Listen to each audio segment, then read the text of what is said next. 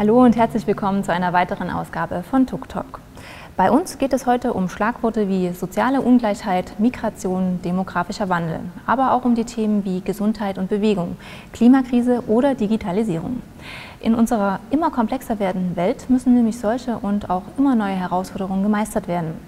Darin kommen psychologische, soziologische und auch bewegungswissenschaftliche Aspekte vor, die natürlich auch bei uns an der Universität erforscht werden wollen. Und diese unterschiedlichen Themengebiete vereint die Fakultät für Human- und Sozialwissenschaften, deren Dekanin wir uns heute eingeladen haben. Professorin Dr. Anja Strobel wurde in Karl-Marx-Stadt, dem heutigen Chemnitz, geboren. Nach einem Studium der Psychologie, anschließender Promotion und einer Juniorprofessur für prozessorientierte Diagnostik an der TU Dresden kam sie im Jahr 2014 an unsere Universität. Hier leitet die Diplompsychologin die Professur für Persönlichkeitspsychologie und Diagnostik, wo sie sich mit Bedingungen moralischen Verhaltens und dem Persönlichkeitsmerkmal Freude am Denken in jeweils verschiedenen Kontexten beschäftigt. Seit dem vergangenen Jahr ist sie nun auch Dekanin der Fakultät für Human- und Sozialwissenschaften.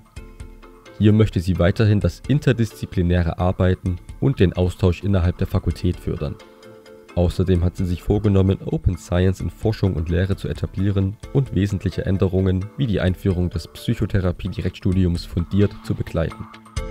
Bei der Bewältigung ihrer vielfältigen Arbeitsaufgaben hilft Frau Professorin Strobel eine gute Organisation sowie der familiäre Ausgleich. Ihre Freizeit verbringt sie am liebsten mit ihrer Familie, wie beispielsweise bei Unternehmungen in der Region oder Urlauben an ihrem Lieblingsort im Südwesten von England. Liebe Frau Strobel, herzlich willkommen bei TUK-Talk. Ja, hallo. Ja, wir haben hier an der Universität insgesamt 8 Fakultäten und die Fakultät für Human- und Sozialwissenschaften ist eine davon und Sie sind dort Dekanin. Was zeichnet denn Ihrer Meinung nach Ihre Fakultät aus? Was zeichnet uns aus? Ich denke, ich fange mit ein paar Zahlen an. Wir sind 3 Institute in unserer Fakultät, und zwar auch relativ heterogene Institute. Das ist sicherlich eine Besonderheit dieser Fakultät. Wir haben 21 Professuren und eine Arbeitsgruppe, die hier zusammen forschen und lehren. Und wir haben 11 Studiengänge, in denen insgesamt um die 1250 Studierende sich wiederfinden, die jetzt hier aktuell studieren. Und wenn man auf die Zahlen schaut, dann kann man, glaube ich, sagen, wir sind eine Fakultät mit gut nachgefragten Studiengängen, ganz offensichtlich, und auch mit sehr breit aufgestellten Studiengängen, kann sich in sehr verschiedene Richtungen bei uns orientieren. Wir sind eine forschungsstarke Fakultät, würde ich sagen, mit eben Forschung in den Bereichen Mensch, Technik, Gesundheit und den daraus resultierenden einfach auch Überschneidungsfeldern und Fragen. Und wir sind eine kooperationsfreudige Fakultät. Ich glaube, das kann man auch klar sagen, und zwar sowohl innerhalb der Fakultät, zwischen den Fakultäten an der Universität, als auch nach außen. Vielleicht, wenn ich von hinten anfange, dieses nach außen orientiert, wir forschen ja zu tatsächlich gesellschaftlich sehr relevanten Fragestellungen. Es ist, denke ich, allen Kolleginnen und Kollegen sehr wichtig, diese Erkenntnisse auch in die Praxis zu tragen oder eben gemeinsam mit Praxispartnerinnen und Partnern eben zu erarbeiten. Und ob das dann Unternehmen sind oder Kommunen oder in welchem Bereich auch immer, das ist etwas, was man auf jeden Fall an sehr vielen Stellen über die Institute hinweg finden kann. Und innerhalb der Universität ist das beste Beispiel etwas, worüber wir aktuell natürlich sehr gerne reden, weil wir alle wahnsinnig stolz darauf sind, nämlich die Arbeit im Sonderforschungsbereich Hybrid Societies, wo ja alle 8 Fakultäten der Universität zusammenarbeiten und der eben unter Federführung von Georg Jahn aus der Psychologie heraus ja entstanden ist. Mir ist ja auch aufgefallen, dass Sie an der Fakultät nur 3 Bachelorstudiengänge anbieten und dafür aber gleich mal 8 Masterstudiengänge. Steckt denn hier eigentlich eine Strategie dahinter?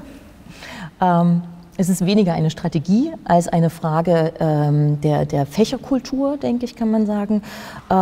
Ich kann es gut am Beispiel der Psychologie, aus der ich ja komme, erläutern, aber ich denke, das ist etwas, was man übergreifend für diese Bachelor-Studiengänge so anwenden kann. Wir vermitteln unseren Bachelor-Studierenden in diesem Studiengang einen festen Kanon an Inhalten, mit dem sie dann in verschiedene, auch spezialisiertere Masterstudiengänge gehen können.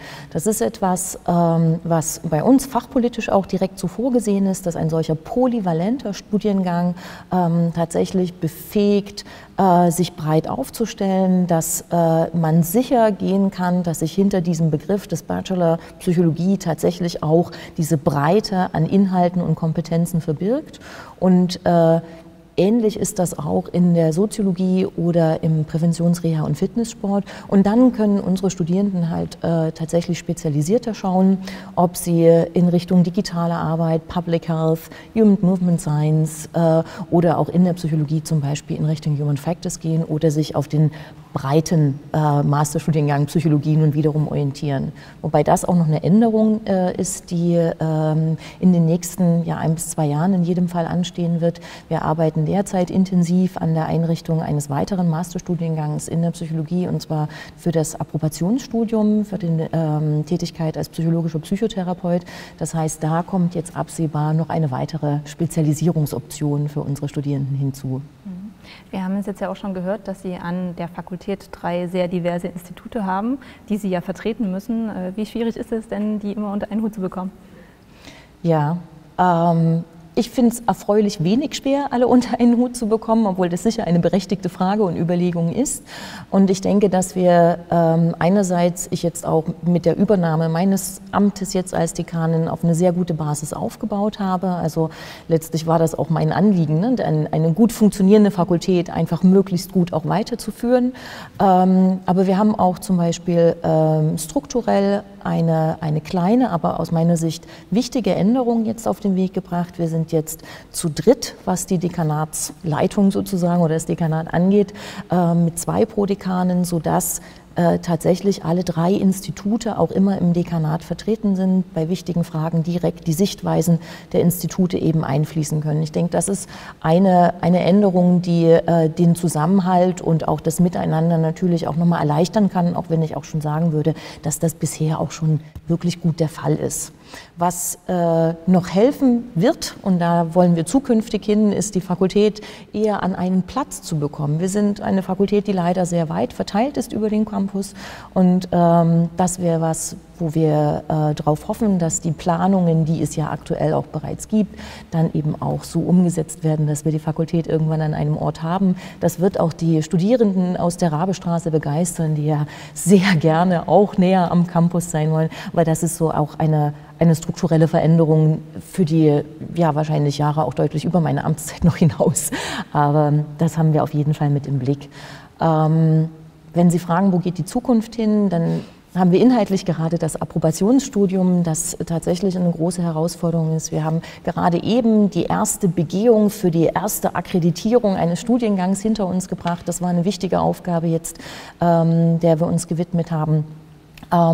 Und es stehen auch eine ganze Reihe wirklich wichtiger Professurbesetzungen an, die Fokussierung innerhalb der Institute noch mal stärker, zumindest verdeutlichen werden. Die ist schon da, aber das werden tragende Professuren sein.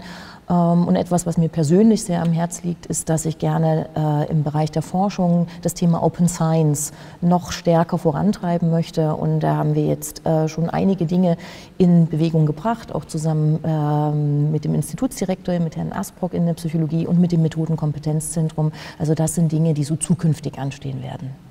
Ja, jetzt haben wir ja schon ganz schön viel über die Fakultät gehört. Sie beschäftigen sich im Grunde mit Technik, mit Gesundheit, mit Menschen.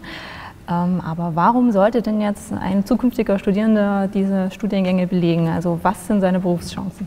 Ja, die Berufschancen sind insgesamt hervorragend, kann man sagen, weil sie sich nicht für ein sehr schmales, definiertes Gebiet entscheiden, sondern weil sie als Absolventin, Absolvent, egal welchen Studiengang es dieser Fakultät, sich sehr breit aufstellen und in viele Bereiche gehen können. Und zwar in alle Bereiche, die vielleicht könnte man sagen, von den Dingen betroffen sind, die uns alle auch aktuell bewegen.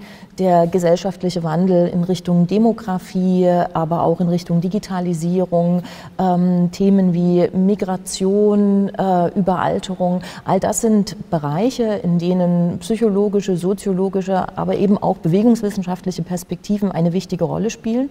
Und daraus ergeben sich für unsere Absolventinnen und Absolventen eben auch ganz unmittelbar eine Menge an möglichen Berufsfeldern.